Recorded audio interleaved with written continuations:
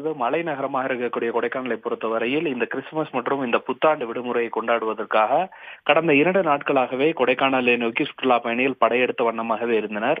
இந்த நிலையில்தான் இன்று கிறிஸ்துமஸ் பண்டிகையை ஒட்டி கொடைக்கானலில் உள்ள முக்கிய சுற்றுலா தலங்களாக இருக்கக்கூடிய இந்த முயர் சதுக்கம், பைன்மரக்காடுகள், குணா குகை உள்ளிட்ட சுற்றுலா தலங்களில் கடுமையான போக்குவரத்து நெரிசலும் கூட ஏற்பட்டிருக்கிறது.